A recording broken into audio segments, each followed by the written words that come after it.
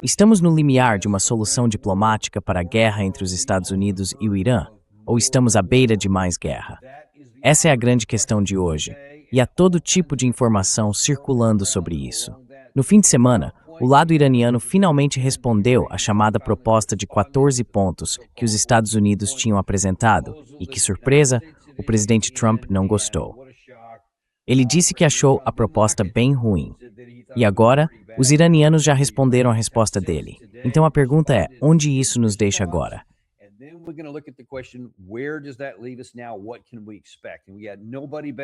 O que a gente pode esperar? E não tem ninguém melhor para responder essa pergunta hoje do que alguém que é realmente uma autoridade em Oriente Médio e diplomacia. Alastair Crooke, ex-diplomata britânico e ex-oficial do MI6, com décadas de experiência no Oriente Médio e em assuntos de segurança europeia. Ele também foi conselheiro sênior da União Europeia e é o fundador, como a gente vai ver aqui no programa, do Conflicts Forum, que você pode encontrar no Substack e acompanhar aqui no Daniel Davis Deep Dive. Alastair, bem-vindo de volta ao programa. Como sempre, é um prazer ter você aqui. Alastair, welcome back to the show. As always, delighted to have you here. Oh, sim, Richard. Bom, vamos lá, porque tudo isso começou, antes de mais nada, com aquela expectativa, acho que foi na sexta-feira, quando o presidente Trump disse, talvez a gente tenha a resposta do Irã ainda hoje à noite. E aí, nada aconteceu. Aí no sábado de novo, talvez venha hoje à noite. E pelo menos no horário dos Estados Unidos, nada, ainda não tinha chegado. E eu acho que foi no domingo de manhã, no nosso horário, o que deve ter sido mais cedo lá no Irã, que de repente, a resposta veio. E como era de se esperar, o presidente Trump não ficou nada satisfeito, como ele postou no Truth Social. Ele disse, acabei de ler a resposta dos chamados representantes do Irã. Não gostei, totalmente inaceitável. E encerrou com um obrigado pela atenção a este assunto. Depois, ao longo do dia, ele fez outros comentários, que eu já vou mencionar. Mas antes de tudo, você ficou surpreso de alguma forma com a resposta iraniana aos 14 pontos que deram origem a tudo isso?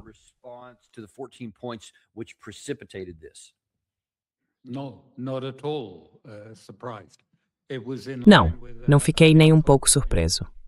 Estava totalmente de acordo com aqueles 12 pontos anteriores, uma proposta que eles tinham feito por meio dos paquistaneses aos Estados Unidos.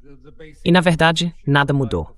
Os elementos básicos, que você provavelmente não vai gostar, diziam de forma categórica que não haveria entrega dos 430 quilos de urânio enriquecido do Irã, nem para os Estados Unidos, nem para qualquer outro país. Dizem claramente não a isso. E também afirmam que querem o fim completo da guerra. Essa é a principal preocupação deles. Ter garantias de que não haverá mais agressões, o fim imediato do bloqueio naval americano, e que o Irã continuará no controle do Estreito de Hormuz.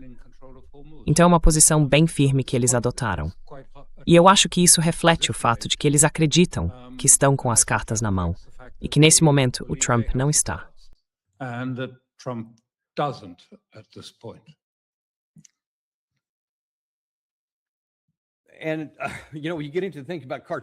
E sabe, quando a gente começa a pensar em termos de cartas, é claro que o presidente Trump acha que tem todas as cartas na mão e que o outro lado não tem nenhuma. Mas aí a gente precisa dizer, se o lado que não tem cartas, e como você mencionou, aqui estão alguns dos pontos que eles colocaram na resposta. Não houve bajulação, nem rendição, nem desmantelamento do programa nuclear do Irã. E depois dizia, alguns dos pontos principais. Esses parecem ter sido os que irritaram o presidente Trump.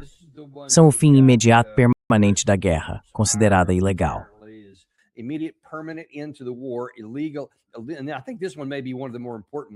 E eu acho que esse ponto pode ser um dos mais importantes aqui. O fim do bloqueio no Estreito de Hormuz.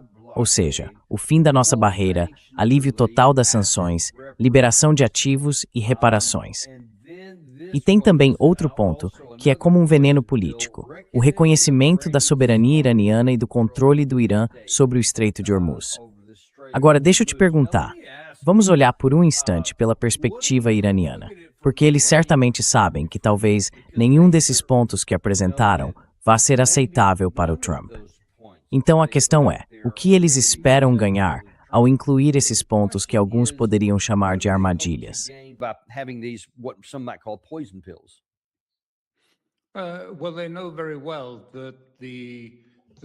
Bom, eles sabem muito bem que as consequências econômicas do fechamento de Hormuz, a gente só teve uma primeira amostra disso até agora, porque tudo isso tem a ver com petróleo e gás.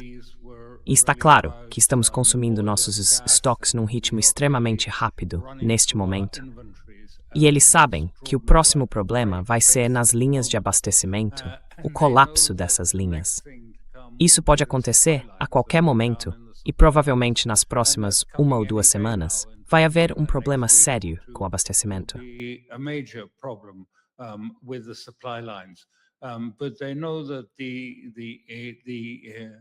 Mas eles sabem que, apesar de toda a manipulação dos preços do petróleo e dos mercados nos Estados Unidos, dá para ver claramente que o custo da gasolina lá, em alguns lugares, já passou da famosa marca de $5 por galão, aquela linha vermelha que politicamente diziam ser impossível de suportar.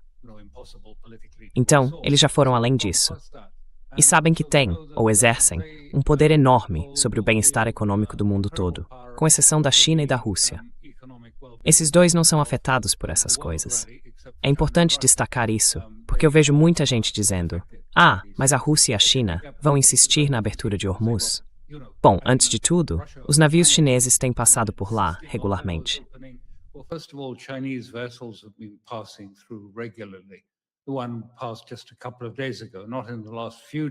Aquela medida foi aprovada há poucos dias, não nos últimos dias, mas um pouco antes disso. E de acordo com as estatísticas chinesas de abril, as importações de petróleo deles estavam em 90% do que eram antes, quando não havia o fechamento de Hormuz. Então eles não estão em falta. A China tem cerca de 1,5 bilhão de barris de petróleo na reserva estratégica. E, na verdade, eles estão exportando petróleo e derivados, em vez de sair por aí tentando encontrar o que está disponível. Ou seja, a China não está muito preocupada com isso. Mas, claro, nós aqui na Europa vamos ser fortemente afetados, e os Estados Unidos também, porque o petróleo é um produto fungível. Se o preço sobe, inevitavelmente isso se reflete no preço da gasolina nos Estados Unidos e em outros setores também.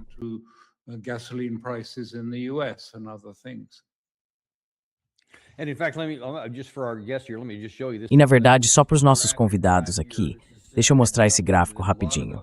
Isso aqui foi algo que deixou muitos especialistas do setor de petróleo em alerta no fim de semana. Esse gráfico vem de um analista do Oriente Médio.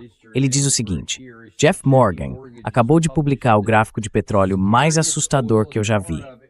E ele escreve: os estoques mundiais estão despencando. E quando essa linha chegar a 6,8, o sistema global de energia não desacelera mais. Ele quebra. Para quem talvez não consiga ver direito, o gráfico é pequeno, mas dá para entender. Tem uma faixa cinza à direita, que representa o período que vem pela frente. E dá para ver que se as coisas continuarem do jeito que estão, ou seja, se o estreito continuar fechado, o número deve cair para cerca de 7,6 no mês que vem, ou seja, daqui a mais ou menos 4 semanas.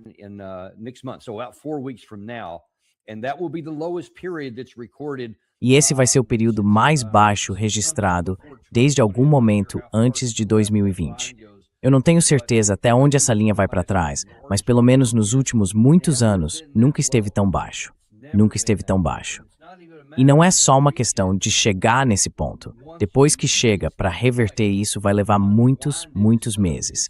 E essa é uma situação preocupante. Então isso com certeza está colocando pressão sobre o presidente Trump. Agora, o que ele diz em público é uma coisa, mas ele sabe o impacto disso. Eu conversei com algumas pessoas aqui no canal que têm algum conhecimento sobre o que acontece dentro do governo Trump. Elas dizem que sim, ele tem plena consciência das consequências econômicas de tudo isso. Então, se for esse o caso, onde você acha que isso deixa o presidente Trump? E o que ele deve fazer em resposta a essa jogada do Irã?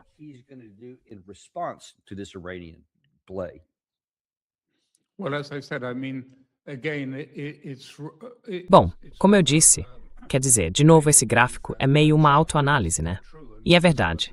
Para a maioria de nós, como eu falei, a gente vem consumindo os estoques que tinha. E o fato de esses estoques estarem chegando de repente a um ponto crítico era algo previsível. E o Trump resolveu arriscar, porque ele deixou os estoques se esgotarem, partindo da ideia de que o Irã iria recuar e ceder mais rápido do que os estoques acabariam. Essa foi a aposta dele, porque diziam para ele o tempo todo, não sei quem exatamente disse isso, mas ele repetia sempre que o Irã não tinha mais capacidade de armazenamento, que o petróleo, enfim, já não tinha mais onde ser guardado.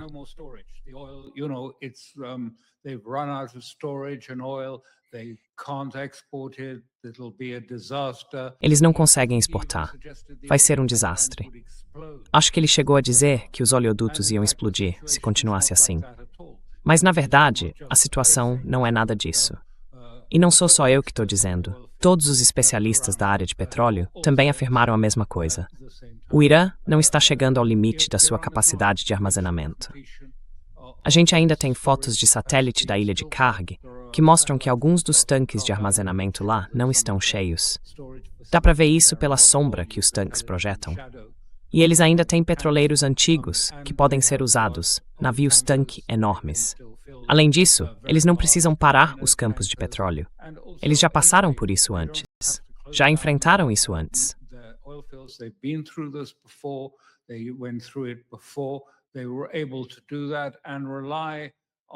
Eles conseguiram fazer isso e ainda contar com cerca de 2 milhões de barris por dia destinados ao consumo interno no Irã, para refinarias e coisas assim.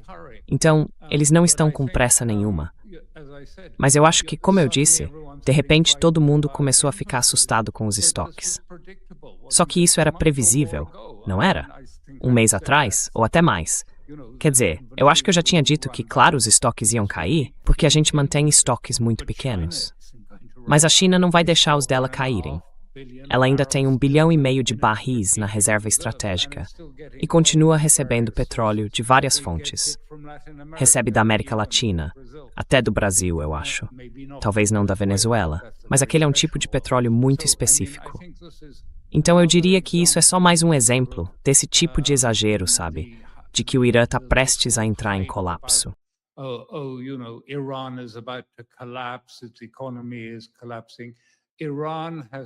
A economia deles está desmoronando. O Irã nunca ganhou tanto dinheiro. Está ganhando o dobro do que ganhava nos melhores meses antes da guerra começar. Agora, com as taxas e com a venda de petróleo, e aliás, eles têm petróleo no mar também, ainda tem, eu acho, algo em torno de 200 milhões de barris no mar, como uma espécie de reserva estratégica. Acho que ainda tem cerca de 100 milhões de barris lá. Então era previsível. Você perguntou, por que o Irã mandou essa mensagem tão dura? Bom, porque eles conseguem ver quem vai chegar primeiro ao limite da dor. Olha, os números de estoque que você acabou de citar mostram que quem vai sentir o impacto imediato é o mundo ocidental. Não o Irã, não a Rússia, não a China, nem os países do Golfo. E é por isso que eles impuseram essas condições.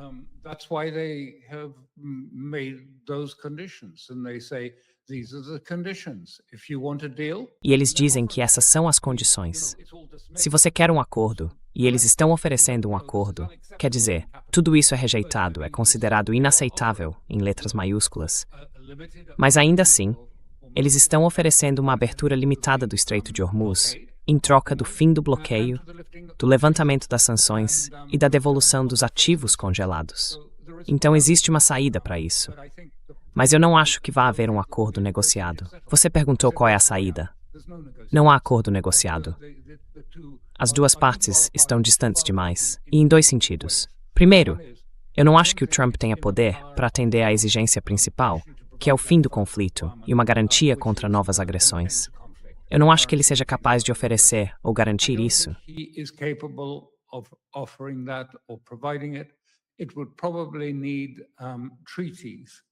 Provavelmente, seria preciso ter tratados para levar isso a sério, porque não existe confiança no governo dos Estados Unidos.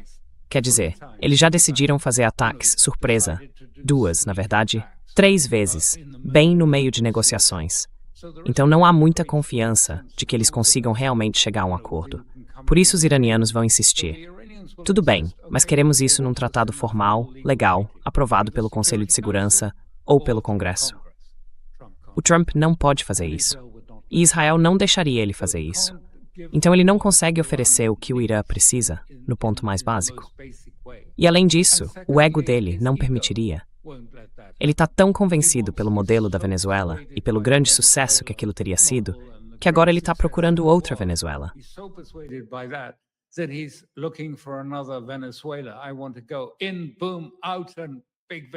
Eu quero entrar, sair e ter uma grande vitória. E pronto, acabou. Mas o que o Irã disse? Que não vai entregar o urânio enriquecido nem para os Estados Unidos, nem para nenhum outro país. Não, eles vão manter e continuar com isso.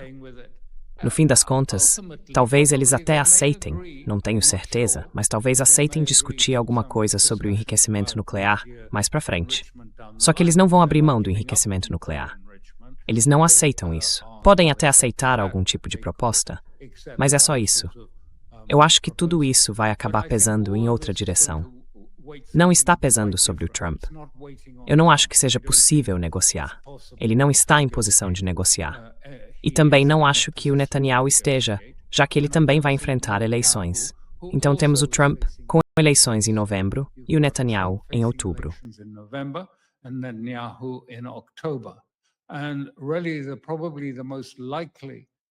Solution to this, in my view, is either that nothing gets resolved and we go into a sort of hiatus and the economic crisis gets dramatically worse during this process, this period.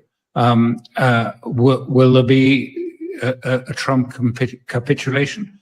I don't think psychologically that's likely because he is so transfixed with, strength and projecting, America peace through strength, and we have to come out the winner. We have to be a winner. We're not capable of being a loser. And in the moment, he's a loser, and he doesn't like that one bit. So I don't think they're capable, and I don't think Israel is capable of accepting any of these proposals either, therefore not allowing Trump to accept them. So I think chances of a negotiation are close to zero. And in fact, let me just kind of show you here. Na verdade, deixa eu te mostrar aqui, só para ilustrar o que você está falando. Isso aqui é do Truth Social do Trump. Foi ontem.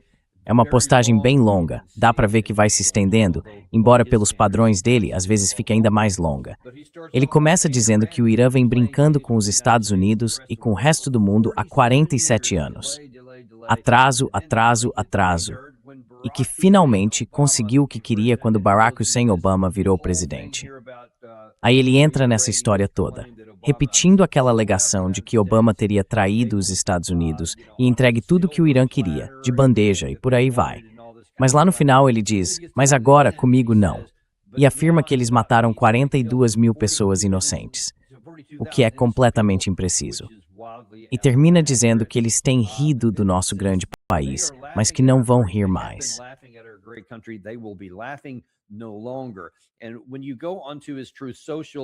E quando você entra no Truth Social dele hoje, dá para ver que desde ontem é página atrás de página dizendo: eu sou o maior presidente da história do mundo. Ninguém é melhor do que eu. Eu devia estar no Monte Rushmore. Quer dizer, todo tipo de coisa assim. Reforçando o que você acabou de dizer, ele só consegue se enxergar de uma forma extremamente grandiosa. Valeu por isso, Gary. Quer dizer, literalmente, ele se coloca entre os 3 maiores presidentes da história. É só continuar rolando para baixo. Tem um monte dessas postagens. Como é que uma pessoa que escreve esse tipo de coisa sobre si mesma consegue depois participar de negociações normais, em que você cede algo para conseguir outra coisa, o que sempre foi comum em assuntos diplomáticos? Mas o presidente Trump só consegue imaginar uma situação em que ele toma tudo e só faz exigências. Como será que ele vai reagir ao lado iraniano nesse caso, hein?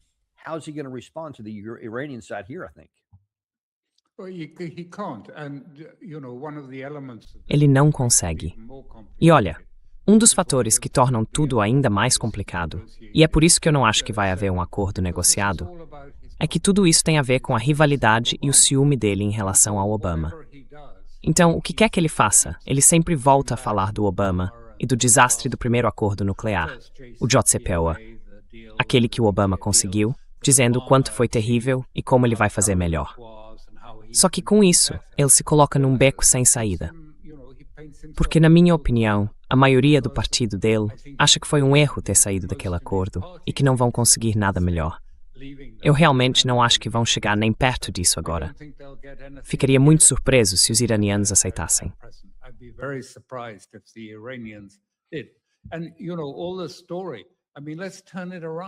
E sabe, toda essa história. Quer dizer, vamos inverter a perspectiva. Não é que os iranianos tenham ficado arrastando os Estados Unidos por todos esses anos, fazendo eles de bobos. Na verdade, foram os Estados Unidos que colocaram o Irã numa jaula por 47 anos. Uma jaula cercada por bases militares, sanções financeiras, cerco, ações das Nações Unidas. É quase como se fosse um campo de prisioneiros para eles. E o que eles estão fazendo agora é isso. Estão tentando escapar da prisão. Eles não querem simplesmente fazer um acordo com o Trump, o que significaria, sabe, algo como dizer, tá bom, agora vamos fazer um acordo e vocês podem voltar para sua jaula. Uma jaula parecida com a que, de certa forma, os palestinos vivem em Gaza.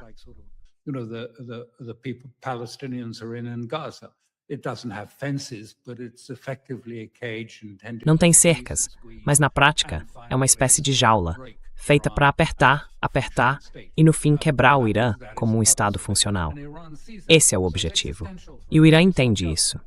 Então, para eles, é uma questão existencial. Não é simplesmente, queremos condições um pouco melhores, um pouco mais disso, um pouco menos daquilo. Não.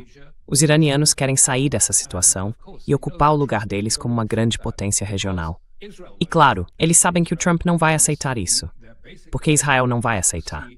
E o que Israel quer, no fundo, é ver o Irã reduzido de um Estado funcional a uma espécie de conjunto de pequenos estados étnicos sectários, Azeri, Kurdo, Baluchi, fracos e incapazes de impedir que Israel consolide sua hegemonia sobre toda a região, a chamada Grande Israel.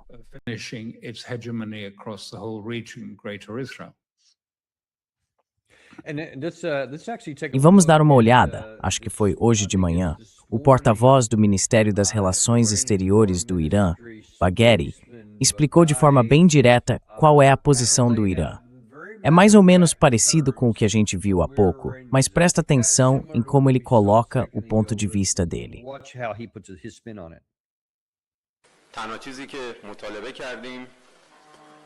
E a única coisa que nós exigimos foram os direitos legítimos do povo iraniano.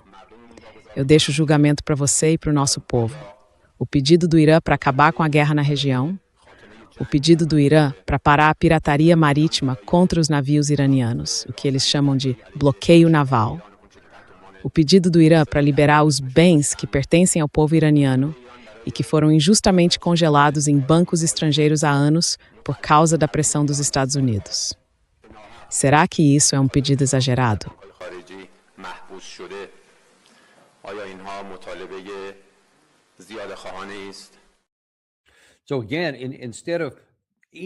Então, de novo, em vez de moderar as exigências ou os pedidos, ele meio que levou tudo ao máximo. Dá até para dizer isso. E aí entra o ponto que eu quero te perguntar. Do ponto de vista do Irã, o que eles estão dispostos a suportar?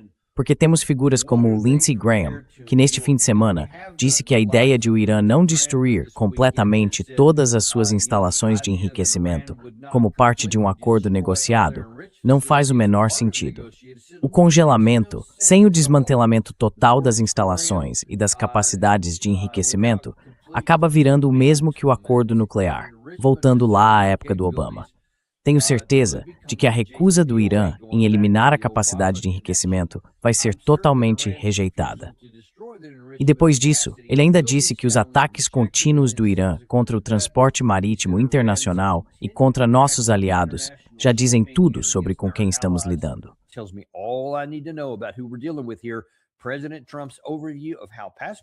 A análise do presidente Trump sobre como os ex-presidentes, especialmente voltando ao Obama, erraram ao lidar com o regime terrorista iraniano é totalmente precisa.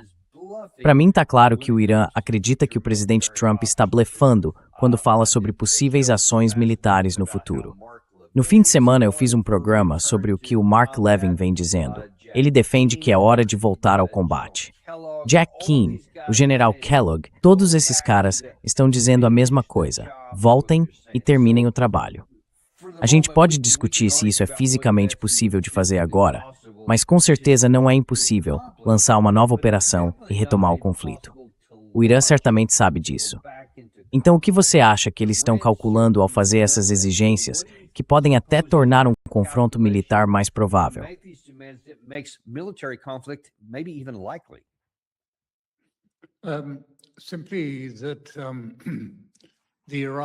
Simplesmente, o Irã que você vê hoje não é o mesmo Irã que existia nem um mês atrás. Mudou de forma impressionante. Virou, especialmente entre os jovens, uma sociedade revolucionária. Os jovens saem todas as noites com suas bandeiras, cantando, apoiando a República Islâmica. Quer dizer, houve um renascimento da revolução nesse período, tanto entre os jovens quanto na própria liderança. É um outro Irã. E deu para ver isso quando Trump ameaçou acabar com a civilização iraniana. Todos foram para as pontes, formaram escudos humanos em volta das usinas de energia, dizendo, tudo bem, venham, nós vamos ficar aqui e enfrentar. É difícil até imaginar a transformação que aconteceu.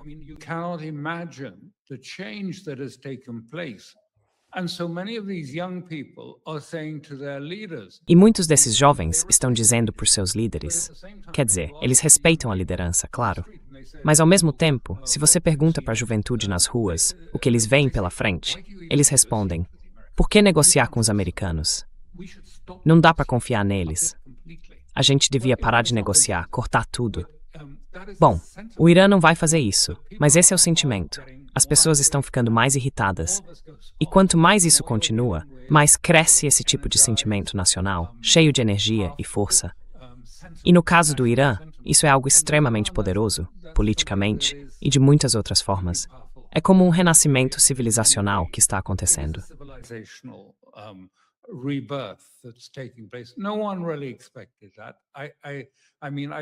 Ninguém realmente esperava por isso. Quer dizer, eu fiquei surpreso com a intensidade. Mas sempre existiu a possibilidade, com os xiitas, de algo assim acontecer, porque os xiitas sempre tiveram um certo elemento revolucionário dentro deles, desde a morte do profeta. Então é algo que você sabe, assusta os países do Golfo e por aí vai, porque claro, metade do Iraque é xiita, quase todo o Bahrein é xiita. Existem grandes comunidades xiitas, até na Arábia Saudita, 10%. 15%, acho que entre 11% e 15%. E também xiitas no Iêmen, quer dizer, não é só o Irã. E isso, bom, é um sentimento que está se espalhando. E o perigo que o Trump está provocando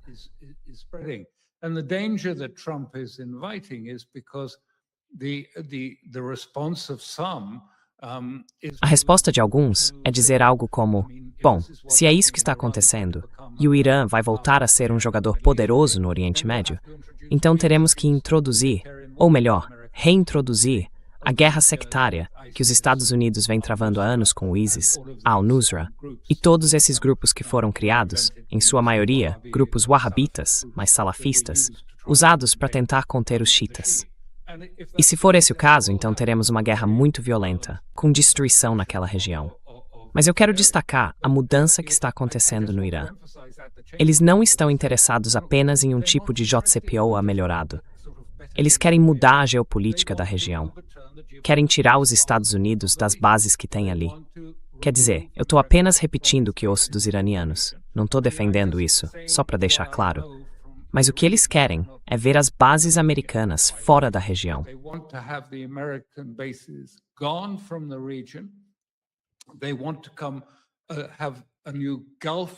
Eles querem criar uma nova estrutura de segurança liderada pelos países do Golfo na região, que incluiria os próprios estados do Golfo. Já falo de Israel em um instante, se me permitir. Essa estrutura seria apoiada e articulada principalmente pela China e também pela Rússia. E, na verdade, isso já começou. Eles já têm os primeiros passos de uma arquitetura de segurança. Há exercícios navais acontecendo há algum tempo, há vários anos, com participação de Rússia, China, Irã e outros, ali no Golfo. Então essa é a estrutura que está se formando. E tanto o Irã quanto a Rússia querem que os Estados Unidos saiam do Oriente Médio. Eles querem encontrar estabilidade e um caminho para alcançar essa estabilidade. Find a way of stability, and that's why they think it has to come from the Gulf, E é por isso que eles acham que isso precisa vir do próprio povo do Golfo, do Irã e da região do Golfo. Uma estabilidade que não seja imposta por Macron ou por Trump. Tem que vir de dentro. Eles querem refazer isso. Querem purificar essa estrutura. Essa é a parte que muitas vezes passa despercebida. Você deve lembrar que eles vivem dizendo aos países do Golfo: se vocês vão apoiar o Hamas e manter relações conosco, então precisam se livrar da Amazon e desses outros grandes centros de dados que estão construindo aí. Por que vocês precisam de um centro de dados de 30 bilhões de dólares nos Emirados Árabes Unidos? É preciso se livrar da Microsoft, da Amazon. Em outras palavras, é preciso se livrar da economia financeirizada que foi deliberadamente construída desde 1973 nos estados do Golfo. Uma economia que é, digamos, financeirizada, hipercomercial,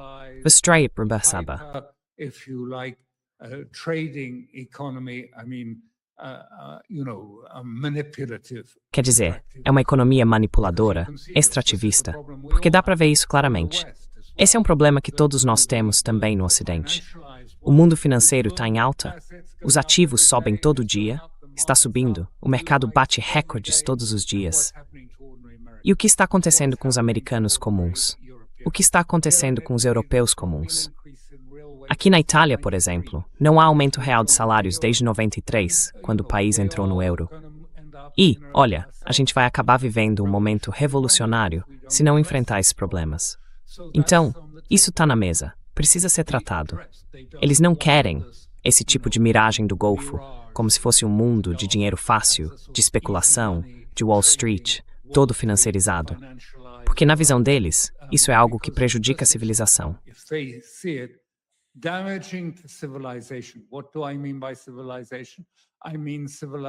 O que eu quero dizer com civilização? Quero dizer a civilização do Irã, ou da Pérsia, que é uma civilização muito forte. E também quero dizer isso no sentido do Irã, do Islã. Não estou falando do Islã que a gente tem visto nos últimos anos, que foi tão distorcido e manipulado, mas digamos do Islã da primeira renascença, no fim do século passado, que foi uma tentativa de projetar isso para o futuro. Então a grande questão no Irã hoje é como trazer a revolução para a era atual. Para a era em que, sabe, os jovens, como qualquer jovem, os iranianos diriam que gostam de tênis modernos, bonitos, na moda, querem se vestir bem, mas também querem revolução. Eles querem mudança.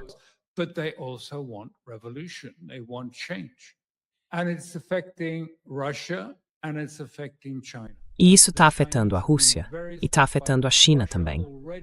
Os chineses ficaram bem impressionados com isso. A Rússia já vem sendo afetada.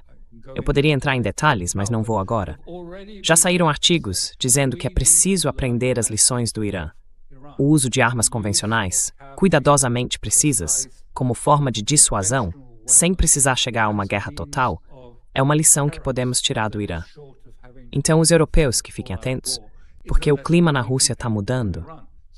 E essa ideia de que dá para simplesmente mandar drones passando pela Finlândia e pelos países bálticos para contornar os sistemas de defesa aérea da Rússia e depois destruir refinarias perto de São Petersburgo, eu acho que pode acabar sendo vista de um jeito bem diferente. Parte dessa lição vem do Irã.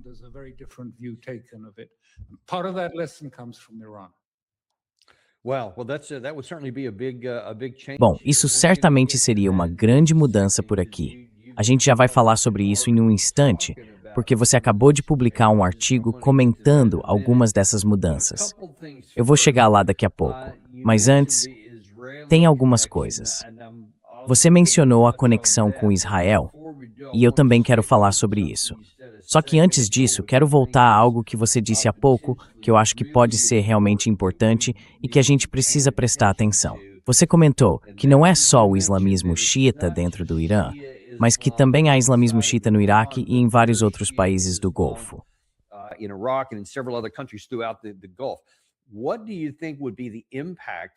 O que você acha que seria o impacto? E aqui a gente está olhando além da guerra, não só o que pode acontecer em seguida, mas quando tudo isso for resolvido, de qualquer forma que seja. Se o Irã sair disso de alguma maneira, vitorioso, fortalecido, e ainda no controle do Estreito, por exemplo, que impacto isso pode ter sobre as comunidades xiitas em outros países? porque me parece que elas vão se sentir bem mais confiantes. E talvez queiram um pouco desse sucesso e dessa revolução. Yeah, you'll see it. The first place you're going to see that is in Iraq. Sim, você vai ver isso. O primeiro lugar onde isso vai acontecer é no Iraque. Sabe, o Iraque é, na verdade, de maioria xiita. Os sunitas são, acho que, me corrija se eu estiver errado, uns 35%. E depois tem outros grupos. E foi por isso, sabe, que o Petraeus queria armar o povo sunita, os grupos sunitas, contra os xiitas. Mas os xiitas estão no controle, e o Iraque é como o Irã. Se você lembrar do que aconteceu depois da guerra, Washington determinou que toda a receita das vendas de petróleo tivesse que ser depositada num banco em Nova York. E isso ainda é assim.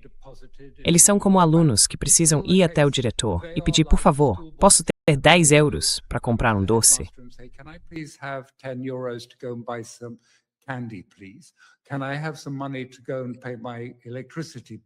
Posso ter um pouco de dinheiro para pagar minha conta de luz?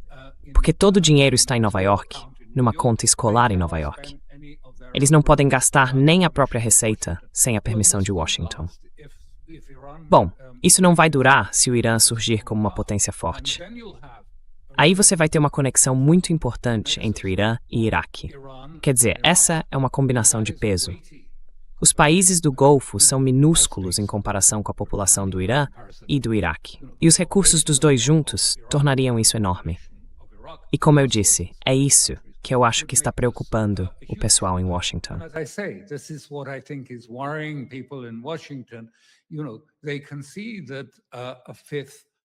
Sabe, dá para perceber que está surgindo, digamos assim, uma quinta grande força no mundo. E isso vai ter um impacto enorme na geopolítica daqui para frente. Então eu acho que a gente vai ver Rússia e China, não vai ser amanhã, nem enquanto Trump estiver em Pequim esta semana, mas Rússia e China, como já fizeram na África, vão consolidar a presença delas no Oriente Médio, do mesmo jeito que já fizeram na África nesse período. E mais do que isso vai acontecer. Porque no fim das contas, os países do Golfo que escolha eles têm, e o Irã vai trabalhar junto com eles. Sempre se diz, nós apoiamos uma segurança no Golfo que inclua todos os estados do Golfo.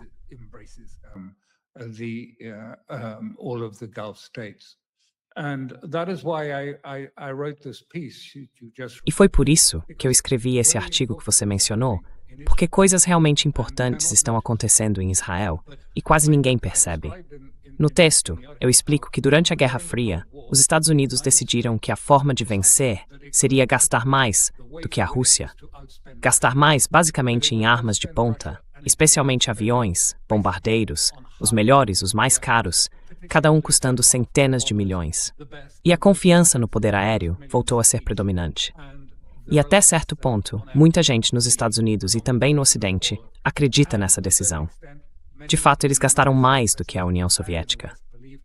Mas não foi isso que derrubou a União Soviética. Eu tenho uma visão diferente sobre isso.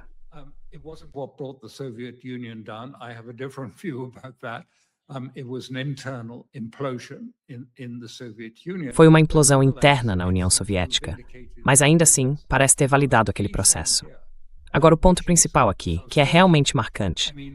Quer dizer, antes de tudo, o ponto estratégico era que os Estados Unidos simplesmente mantiveram aquela posição.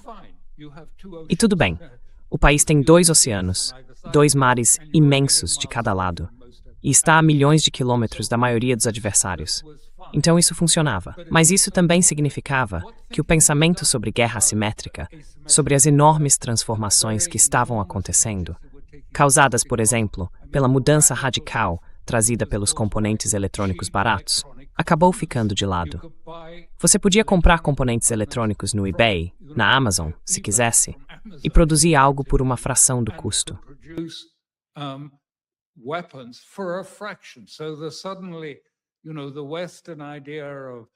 Então, de repente, sabe aquela ideia ocidental de sistemas caríssimos, de altíssimo nível?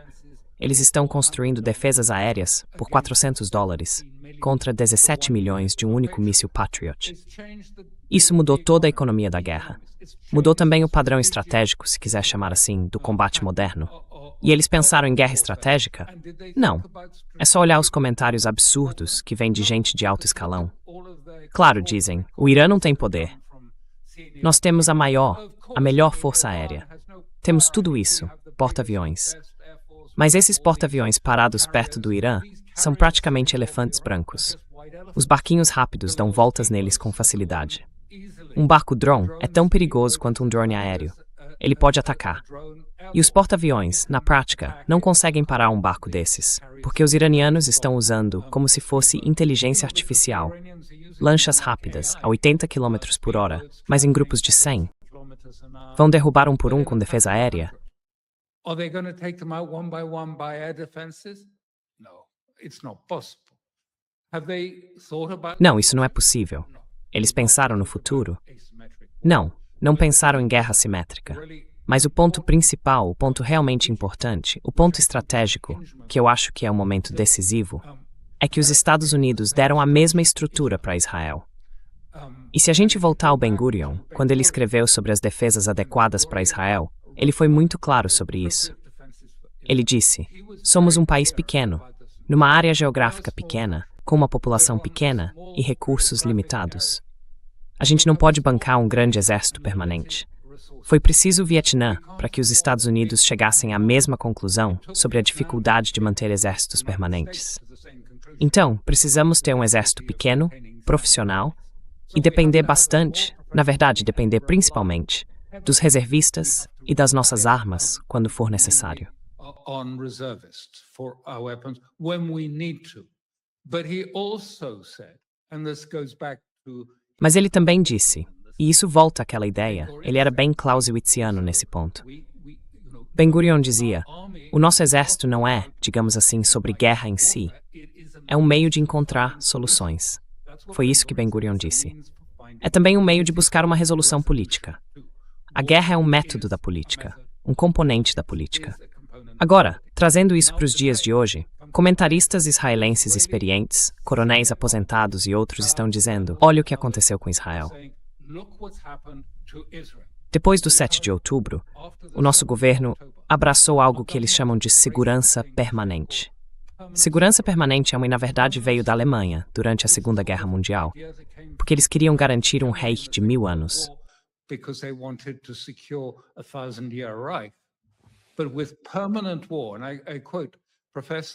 Mas com uma guerra permanente, e aqui eu cito o professor Landau, ele diz que com uma guerra permanente não existe um fim. O fim é uma massa indiferenciada de Amaleque. E a gente sabe o que é Amaleque. Algo que precisa ser destruído, como Yahvé ordenou. Isso se mistura com a ideia de que o que aconteceu no dia 7 de outubro foi uma forma de holocausto. E eles disseram isso de forma muito clara. E o holocausto do dia 7 de outubro se transforma numa ideia de que haverá, e isso é algo que o professor Bartof, outro estudioso, afirmou, não algo que ficou no passado, mas algo que está sempre à nossa porta. Haverá outro holocausto se não enfrentarmos cada ameaça com força total e a destruirmos pela raiz. Depois do 7 de outubro, essas duas coisas se fundiram. O ataque do Hamas foi enquadrado como um ato de holocausto, e o Hamas passou a ser visto como nazista.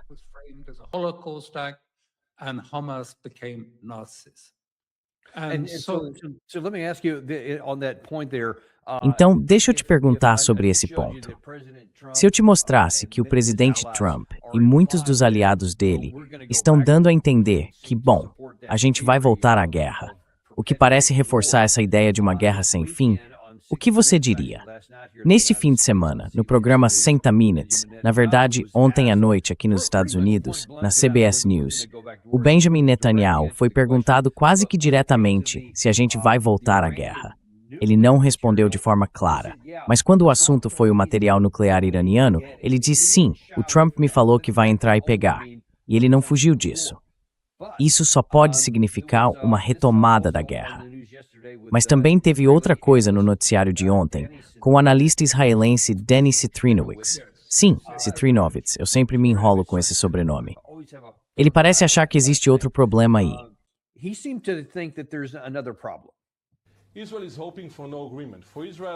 Israel está torcendo para que não haja acordo. Para Israel, nenhum acordo é melhor do que um acordo ruim. E eu tenho certeza de que Israel está tentando pressionar o presidente para não chegar a um acordo. porque um acordo bloquearia o caminho de Israel para continuar atacando o Irã.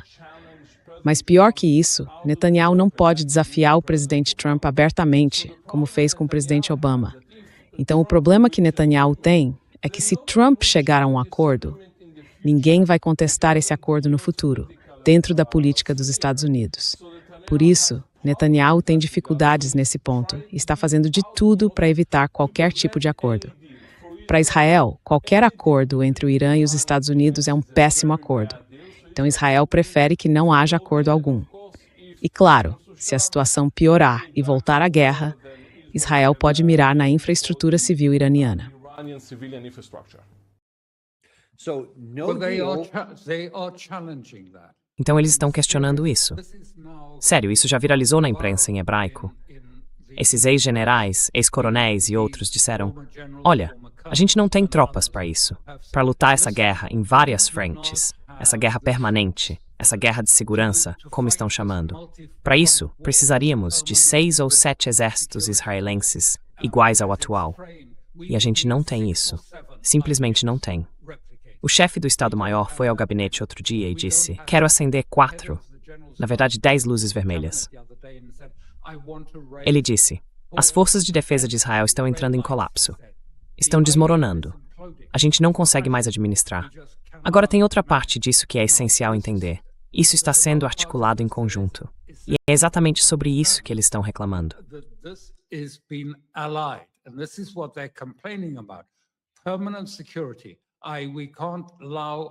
Segurança permanente. A gente não pode permitir nem que certas populações existam. Elas precisam ser exterminadas ou removidas da terra para garantir a nossa permanência.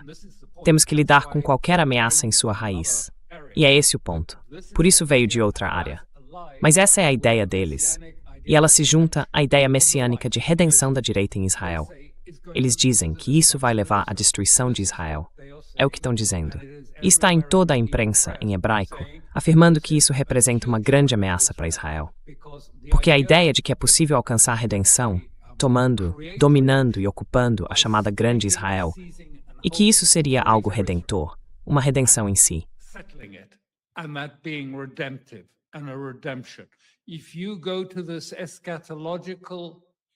Se a gente pegar esse elemento escatológico e misturar com a doutrina militar de segurança permanente, então acabou para nós.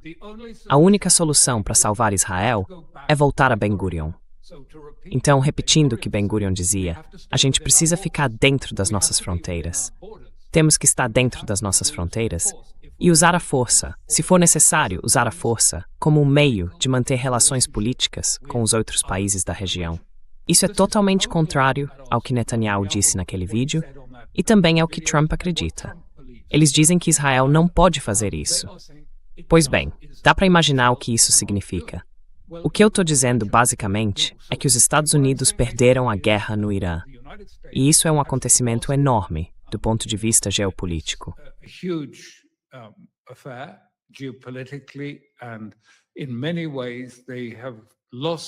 E de muitas formas, eles perderam a guerra no Irã. Mas também, Israel está perdendo a guerra pelo chamado Grande Israel. Já perdeu, e sabe disso. A maioria dos militares está dizendo que simplesmente não dá para fazer isso.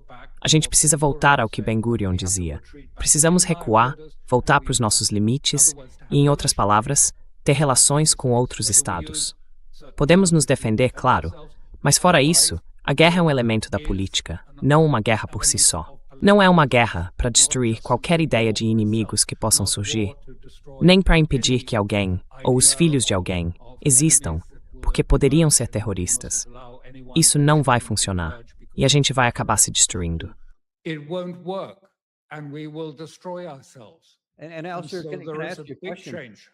Alastair, posso te fazer uma pergunta? Posso te perguntar uma coisa sobre isso? Porque, do jeito que eu vejo, e eu concordo com o que você está dizendo, a lógica faz sentido. E se a gente for, como o Netanyahu, o Lindsey Graham e todos esses outros caras, se a gente voltar para tentar terminar o trabalho militarmente, eu acho que a gente vai acabar destruindo o nosso próprio futuro. E acho que isso vai dar errado.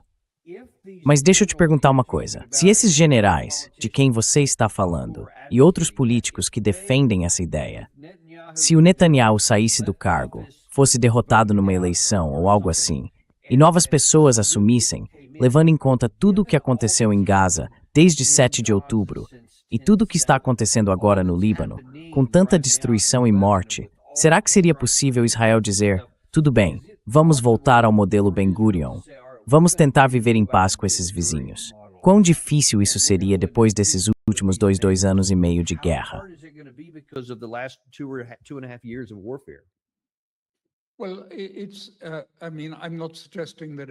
Olha, eu não estou dizendo que isso é bom, e também não disse que vai ser fácil.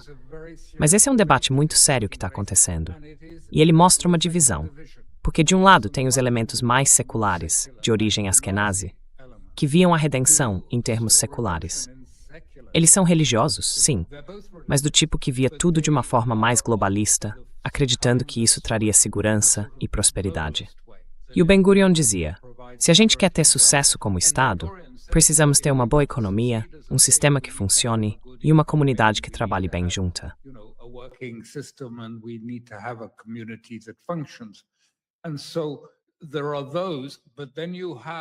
Então existem esses grupos, mas também há a direita messiânica, que quer forçar a redenção, forçar mesmo por meios militares, tomando territórios, tomando o Líbano, tomando a Síria, tomando outras regiões, tomando o Irã ou até destruindo o Irã. Tudo isso para que um grande Israel possa ser estabelecido e depois povoado por judeus, tornando-se um Estado judeu. Esses dois grupos, até certo ponto, entram em conflito entre si. Mas os askenazes sempre comandaram o exército e ocuparam a maioria dos cargos políticos, até o último governo, quando os Mizrahim chegaram ao poder. Esses são os judeus do Oriente Médio e do Norte da África que assumiram posições de liderança.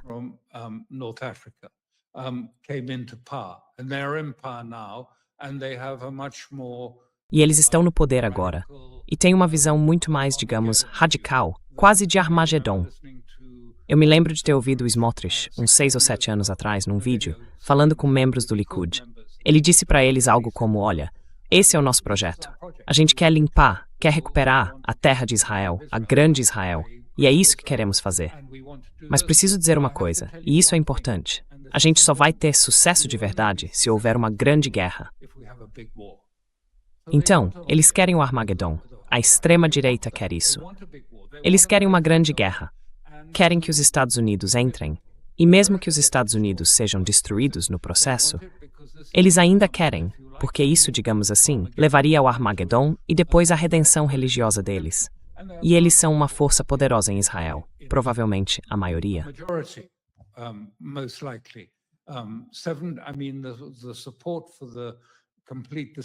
Quer dizer, o apoio em Israel à destruição completa do Irã está em 93%. E 71% não querem nenhum tipo de acordo com o Irã. Desculpe, esses 93% dos judeus israelenses querem guerra com o Irã para destruir o Irã, não para chegar a um entendimento com o Irã. Mas se houver uma mudança no Irã, se houver uma mudança na arquitetura de segurança do Golfo, o que eu estou dizendo é que disso pode surgir uma nova configuração em que até Israel poderia ser considerado parte dessa arquitetura de segurança, junto com o Irã, o Iraque e os países árabes do Golfo.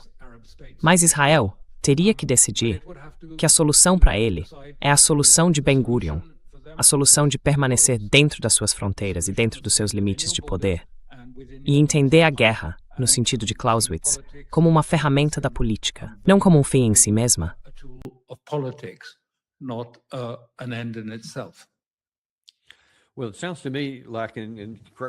Olha, pelo que eu entendo, e me corrija se eu estiver interpretando errado, parece que há uma resistência enorme dentro de Israel, não só entre as lideranças, mas também entre os conselheiros mais próximos de Trump, em voltar para uma guerra. Mesmo que alguém consiga traçar um caminho que pareça viável, eles parecem partir do princípio de que a própria guerra já seria um sucesso. Então há muita resistência nesse sentido. Mas se ainda assim eles forem adiante, é quase, bom, nada é garantido, mas é quase certo que isso acabaria levando a uma derrota real, tanto para os Estados Unidos quanto para Israel. É justo dizer isso? Yes, and for that Sim, e por isso, não para a maioria dos israelenses, mas com certeza para alguns dos mais messiânicos, é exatamente isso que eles querem. Porque isso também significaria o fim do que eles chamam, de forma bem vaga, de poder dos goim, o poder dos não-judeus, e o fortalecimento do poder judaico, seja nos Estados Unidos ou num sentido mais amplo. Então sim, existe um grupo entre eles que aceita essa ideia. E eu vi uma referência, ainda não confirmei, mas o Tucker Carlson disse que foi e contou para o Trump. Olha, o Netanyahu te odeia.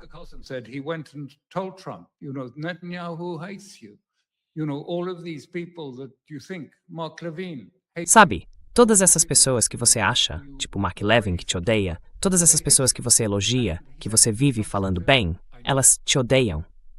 E ele disse, o Trump disse para ele, eu sei. Bom, isso não ajuda muito.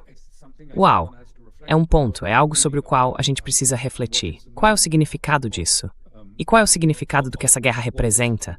E por que o fim dela pode mudar tanta coisa geopoliticamente? Não se trata só de fazer outro acordo nuclear com o Irã. As consequências, as implicações, são muito, muito mais amplas.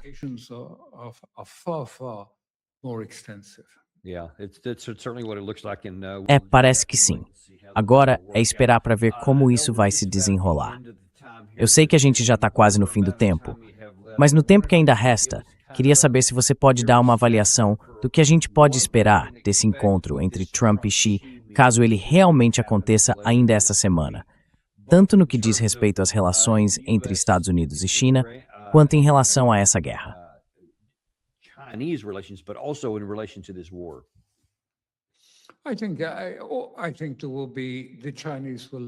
Eu acho que os chineses vão montar um grande espetáculo, com tropas desfilando e tapetes vermelhos por toda parte. E eles vão dar algo para o Trump poder dizer, olha, me trataram super bem, ele era meu amigo, foi maravilhoso. Mas no fim das contas, o conteúdo vai ser zero.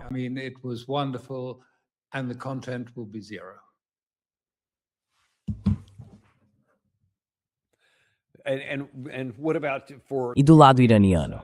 Porque, obviamente, o Irã, por causa do petróleo, tem muitos interesses em comum nessa questão. Vai haver algum movimento nesse sentido em relação ao que o Xi pode dizer ao Trump?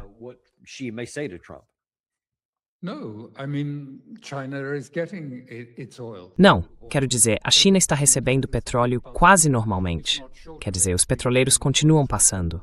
Não está faltando petróleo. Eles continuam recebendo, praticamente sem interrupção. Os iranianos têm facilitado essa passagem. Eu não acho que os chineses estejam particularmente preocupados. Na verdade, eles estão muito empenhados em apoiar o Irã e em afirmar, de forma oficial, que a guerra de Trump contra o Irã é ilegal, ilegítima e imoral. Então, não acho que eles vão se apressar em dizer algo como, sim, o Irã deveria ceder e aceitar suas exigências. Não acredito nisso. Também não acho que vá surgir uma solução disso tudo, mas acho que vai haver uma linguagem bem clara, talvez não em público, mas ainda assim, bem clara. A gente já viu isso. E veja, eles estão agindo de forma dura. Quando Blinken impôs sanções àquelas refinarias chinesas menores, as chamadas teapot refineries, porque estavam importando petróleo, o que aconteceu?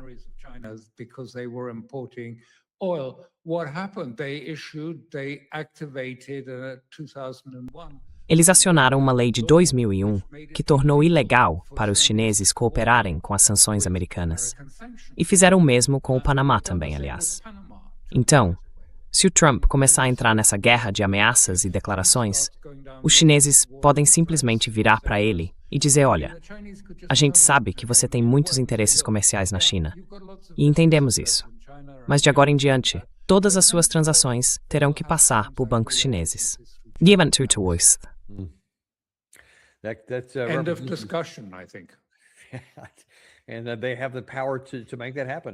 E eles têm poder para fazer isso acontecer, eu acho. Tanto econômico, quanto de outras formas de influência. Olha, eu agradeço muito por você ter vindo hoje. Foi realmente fantástico, especialmente toda essa parte final sobre o que está acontecendo com o conflito interno em Israel. Foi muito esclarecedor, de verdade. Eu agradeço mesmo.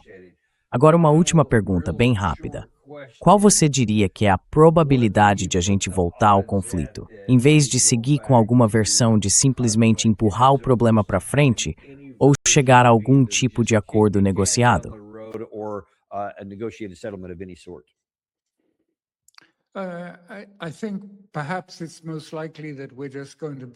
Eu acho que o mais provável é que a gente entre numa pausa longa.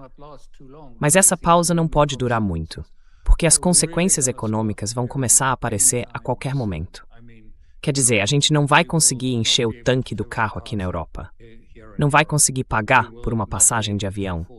Isso vai bater logo, e as pessoas não estão preparadas para isso agora. Elas ainda, sabe, não percebem.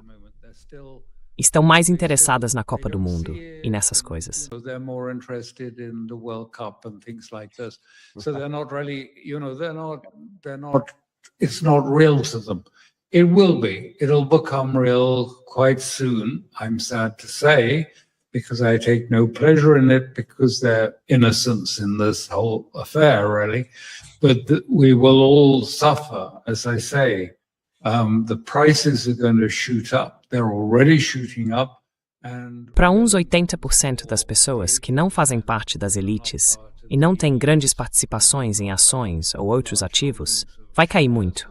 A vida vai ficar bem difícil e muitos empregos vão desaparecer.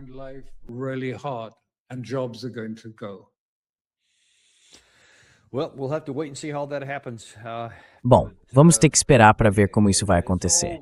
Mas, como sempre, a gente não se intimida e não faz concessões quando o assunto é trazer a verdade. E somos muito gratos a você por fazer o mesmo. Claro, eu recomendo que o pessoal acesse o site theconflictsforum.substack.com para ler esse artigo. A gente estava falando sobre as formas de guerra. Tem muito conteúdo interessante lá.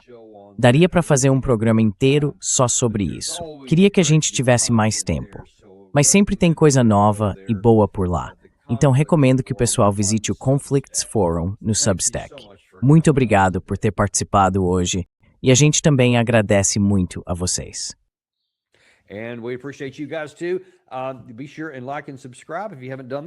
Não esquece de curtir e se inscrever, se ainda não fez isso. Isso ajuda a gente mais do que você imagina. A gente deve voltar com o programa ainda hoje à tarde. Só precisamos conferir umas coisas aqui para ver o horário certinho. Mas dá uma olhada na sua programação e no nosso site e clica lá quando o episódio for ao ar. A gente se vê então no Daniel Davis Deep Dive.